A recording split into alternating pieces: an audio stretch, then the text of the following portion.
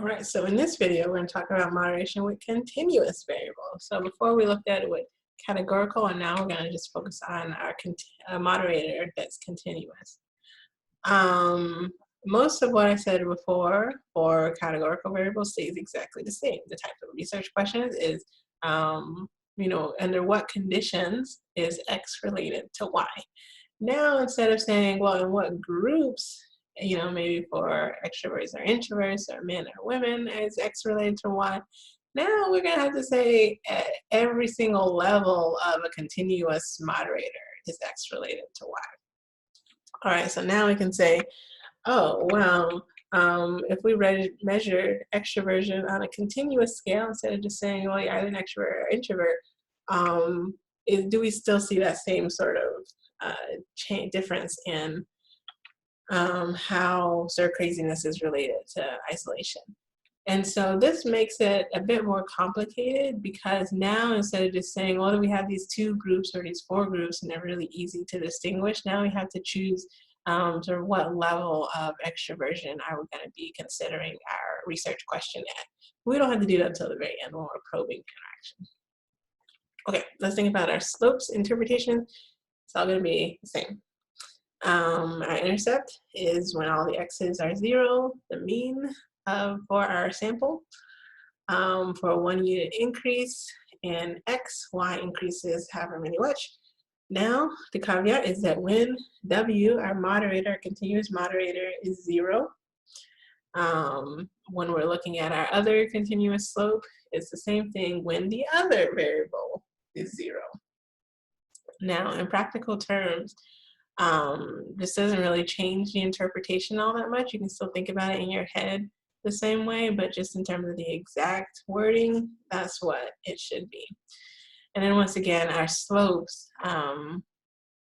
we are thinking about it if it's in the reference group. If you have any number variables in there, we don't have any in this one. But again, just looking at whether this is significant and using the probing to interpret it. All right, here's a summary of the steps that we went through before in both Stata and Process. This is, again, the easy versions for both of them, the quick versions for both of them. In Stata, all we do is we run that regression with our dependent variable, independent variable, 2 hashtags, other independent variable. Now, both of these are going to be C dots because we're using continuous independent variable, continuous moderator. So we're going to do C dot, C dot. Probe it. Now with our probing, we have to choose a mean and a standard deviation above and below for both continuous variables. In Process, we're using Model 1. Our options are going to be to generate the code for visualizing the interaction and where to probe. So let me go ahead and show this to you in Stata and SPSS so you can see how it looks different from what we did for our categorical variables. So what I did in SPSS, if I can get to it. All right, so what I did is I added a new variable, and this is extrovert continuous. So now instead of just having people categorized as extroverts or introverts, I now have a continuous variable which says how extroverted or introverted are you? So the thing here, if we wanted to do a group scatter plot, we would have to find some way of dividing our extroverts and our extroverted, our continuous variable into categories. So I'm not going to talk to you about how to do that, but that's how we would do it if we wanted to do a group scatter plot. But when we run the moderation, it's going to be very, very similar. In fact, the only thing we need to change here is that now we have our stir craziness as a dependent variable, C dot, our one continuous variable. Now we just need to do another C dot extrovert C. So this says C dot means that our moderator is also continuous. So when we run that, we get a graph that looks, an output that looks pretty much the same as we've been doing, right? Once again, we're going to get our overall model over here. Now we get two slopes and an interaction term. So both of these are continuous variables. So we can interpret both of these as 1 unit increase in days in isolation is related to a 0.718 unit increase in stir craziness. And since this extroversion variable is just another one I made up, so the results are not going to be exactly the same, but you can see a 1 unit increase in extroversion, or continuous extroversion, is related to a decrease in stir craziness. So that doesn't quite match our hypothesis, but that's just because this variable is different from our other extroversion variable. And then we have our interaction term right here, which is, once again, the number itself, not all important, but we do want to see whether it's significant, and if it's significant, then we're going to probe it. So here's where the probing gets a little bit different. We still need days in isolation, the mean and the standard deviation to put into this first part here, but we also now need our extroversion mean and standard deviation, because we can't just plot it at 0 and 1 anymore. We need some number to plot those at. So here's where I'm going to get the mean and standard deviation for extroversion. And once again, I'm just going to do a display and a display plus and a minus to give me one standard deviation above and below the mean. Why didn't you run?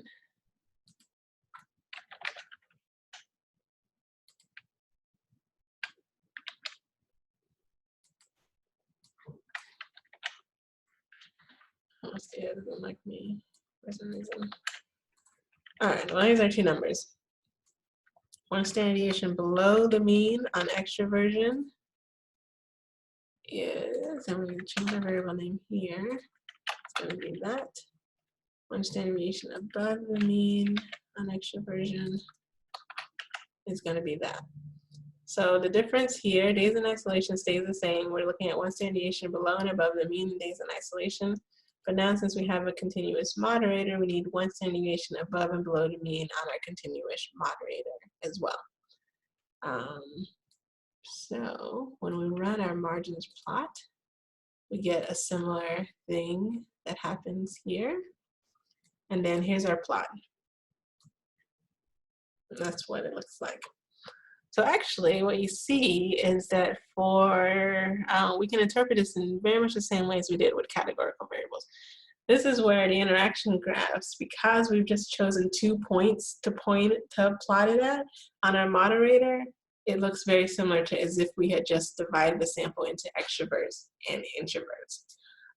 So what we're able to see here is that this is when extrovert, you're one standard deviation below the mean on extroversion. So we can think about these people as our introverts, right? They're more introverted. And then these people are one standard deviation above the mean on extroversion. So they are more of our extroverts. And then you see here that it's very similar to what we saw when we just had our categorical version of this, that both groups increase in stir craziness the longer they're in isolation, but the extroverts, the more extroverted people, increase at a faster rate than the more introverted people. All right, so the interpretation is very similar. It's just now that this isn't necessarily like, a solid, these are all of the introverts. It's more that we've chosen people who are representative of being high and low on extroversion. So that's how there's a difference when you're thinking about continuous moderators versus categorical moderators. So now let's run this in process.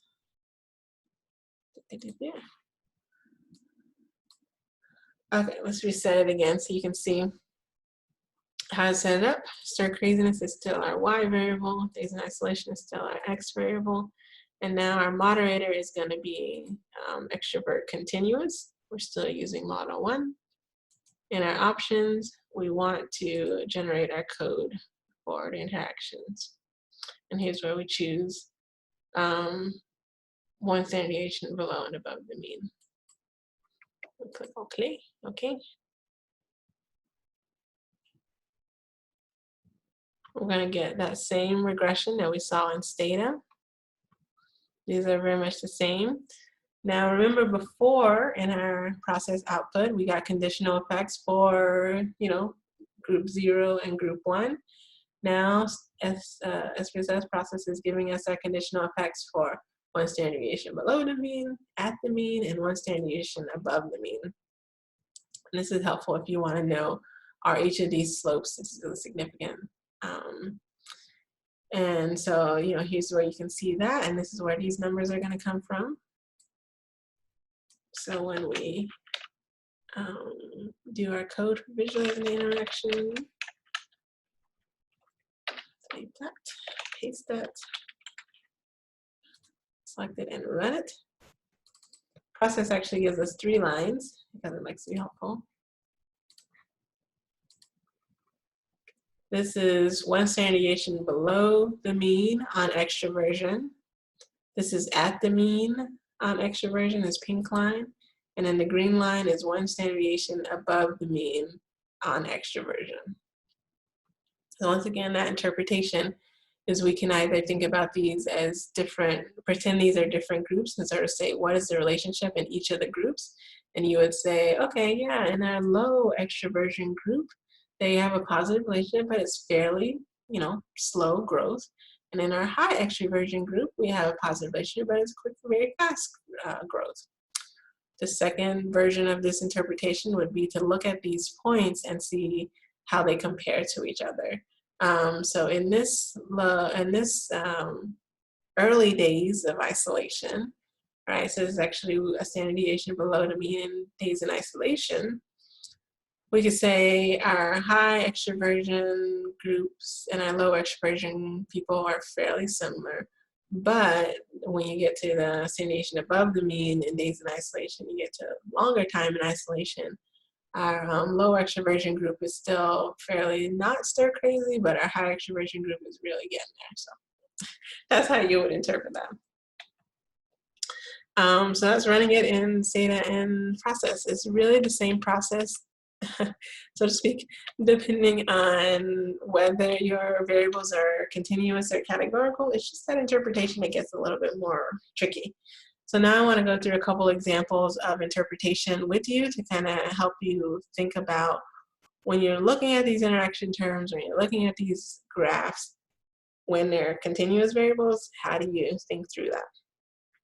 Okay, so this first example is some people who are studying ambulance workers in Spain and how much their work-home interaction, basically their strain from having to be at work, puts on their home life, sleep quality, and then psychological well-being.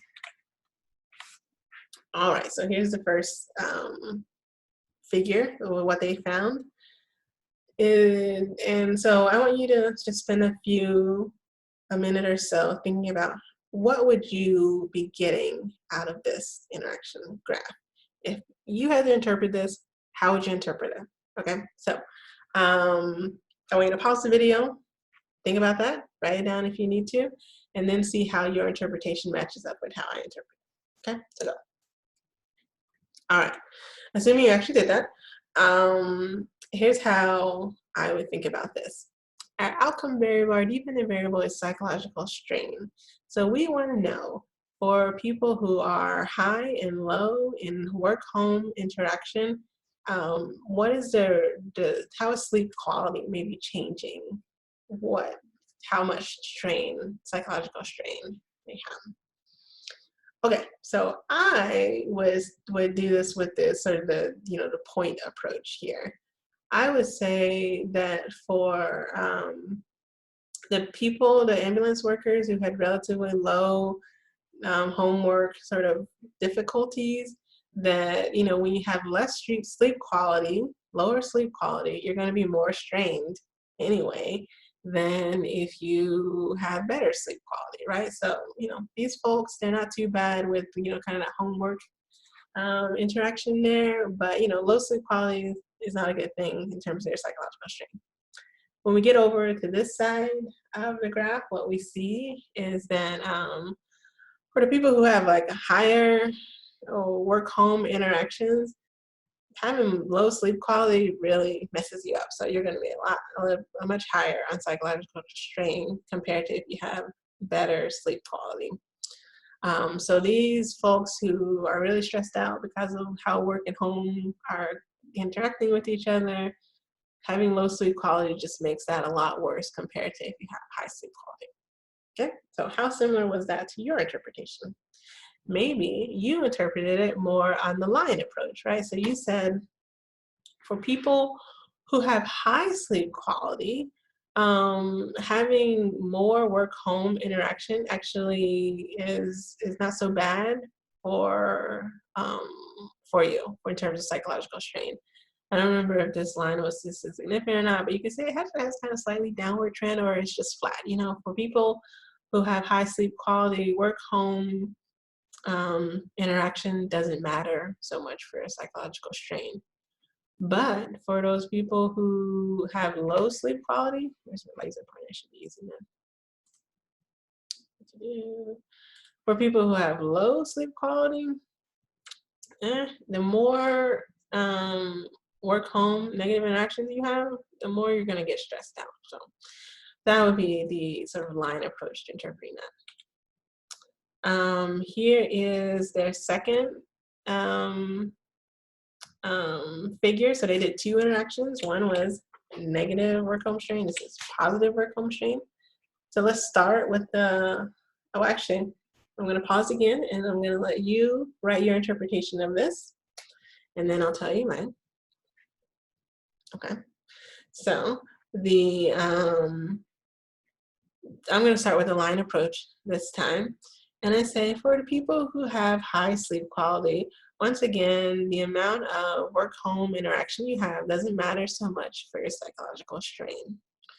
For the people who aren't sleeping very well, having better homework interaction reduces your psychological strain quite a bit, right? So the people who are not sleeping well, having that positive relationship between your work and your home life is just so much better for your psychological strain compared to when you are having low sleep quality, but you have very low positive work-home interaction. Basically, your work-home interaction is not connecting too well. So that's the line approach to this. And then if you want to do a point approach, it'd be very similar to this graph because they're actually kind of opposite of each other, which would be that the folks, when they have low positive work-home interaction, low sleep quality is related to higher psychological strain than high sleep quality, and it's similar, but they're closer together on that end. Okay, so now let's see how they interpreted their interactions. To clarify the nature of the moderating effects, we plotted the interactions using the standardized regression coefficients of the regression lines for the employees, high 1 SD above the mean and low 1 SD below the mean on the moderator variable. The interactions between homework interaction and the two levels of sleep quality were tested for significance through simple slopes tests. Graphical representations of these are shown in figures 1 and 2, which is what we've seen. So basically what they're doing is laying out here how they got these numbers, one standard deviation above the mean, one standard deviation below the mean, and then they exactly out how they tested whether these were significantly different or not. And then there's the graphical representations. Okay, so here's their interpretation. On the one hand, figure 1 shows that negative homework interaction is significantly related to psychological strain in conditions of low sleep quality. However, in conditions of high sleep quality, negative homework interaction is not significantly related to strain. So let's go back to figure 1. So basically what they're saying, let's read that again. Figure 1 shows that negative homework interaction is significantly related to psychological strain in conditions of low sleep quality. So they're doing, went the wrong direction. They're doing a line approach here. So they're saying that for low sleep quality, there's a significant relationship here. But for high sleep quality, there's not a significant relationship. And then when they get to figure, so this is her future. They say, thus, hypothesis was supported. Contrary to our expectations, sleep quality did not moderate the relationship between negative homework interaction and psychological strain, so hypothesis 1A was not supported. Okay, so that's how they are interpreting this interaction. You can see they took the line approach, and they did that similarly for the second figure as well.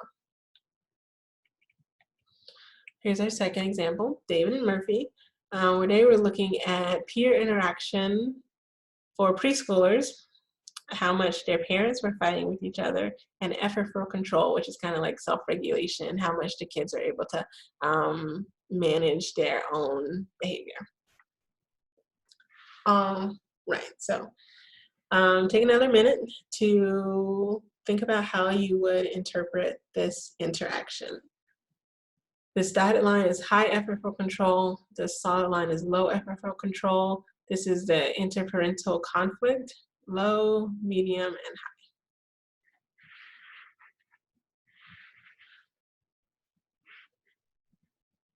high. All right, so here's an interaction we haven't seen before where it's a crossover interaction. So this is where you have this line is higher than this line at this point and lower than this line at that point.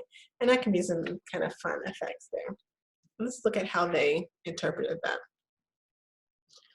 All right.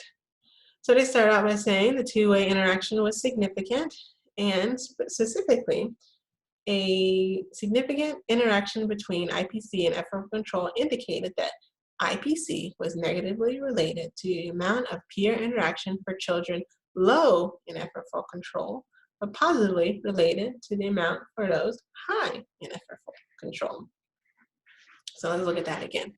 IPC was negatively related to the amount of peer interaction for children low in effortful control. So they took the slope approach here and said IPC was negatively related when you're low in effortful control. But when you were high in effortful control, it was positively related. That's a really nice way to interpret a crossover interaction, because since it's crossing over, it means one is positively related, one is negatively related. Boom, you're done. Okay, and then what they do is they tell you what those slopes were to give you that. Okay, so that's the line approach, and it's really nice to do when you have a continuous interaction with the crossover effect.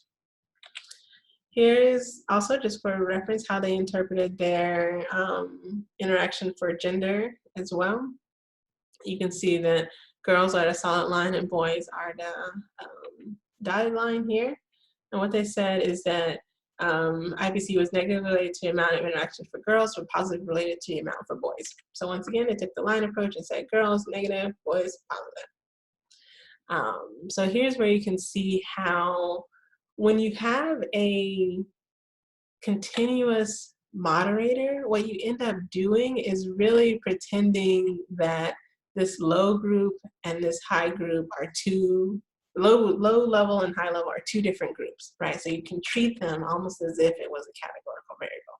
Now it's not, and there's important ways that it's not, but you can treat them that way when you're talking about the results.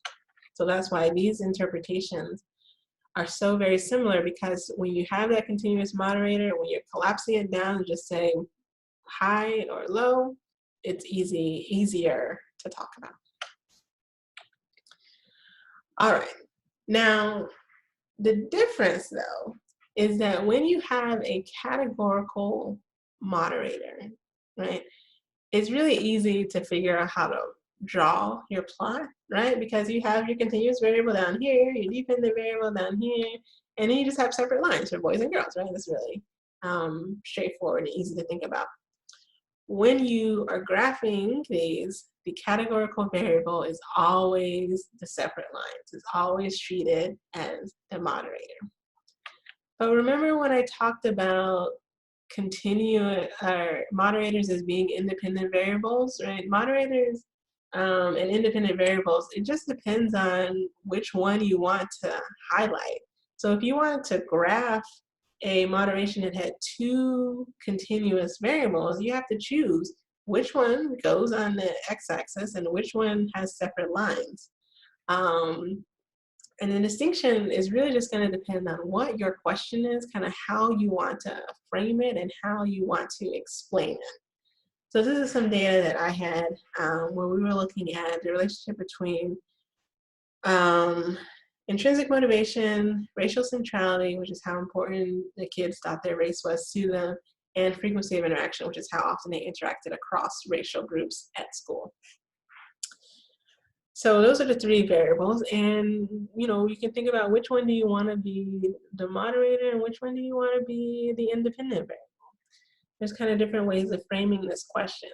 If you're someone who studies racial identity, you might want to be able to say, hey, when you are high centrality, you think your race is really important, you're going to be more interested in school. You're going to have higher intrinsic motivation. That shows that racial identity, centrality is a really good thing. But you might say, but the school context really matters too. The school context is going to change that. And that's where you would say, okay, well, the moderator then is frequency of interaction. How often do they actually get to interact with people across race? Okay, so that's if you're like the racial identity scholar. Centrality becomes the independent variable. Frequency of interaction is the moderator. But let's say you're a school climate person. You want to say, hey, if you have more cross-race interactions at school, then that's going to be better for your intrinsic motivation. It's really good to be able to interact across race, you get that cultural competence, all this stuff. But some kids, depending on how they think about their race, are going to interact in different ways than others. So that would make centrality the moderator to frequency of interaction and intrinsic motivation. It's the exact same statistical question. It's just framed a little bit differently. And then you can see, if you look at these charts, the numbers here are going to be the same, right? The numbers that you actually end up for high and low, standard deviation above and below the mean on each of these is going to be the same. But the plot is going to look different, and the way you can talk about it can be slightly different. So let's say you're the racial identity person over here. You really want to focus on how is centrality related to intrinsic motivation, but it changes based on what the school context is like. This is where you would say, well, in general, in good schools, centrality works the way that we think it does. But in these schools where people don't get to interact, well, centrality is not working the way that we think it does.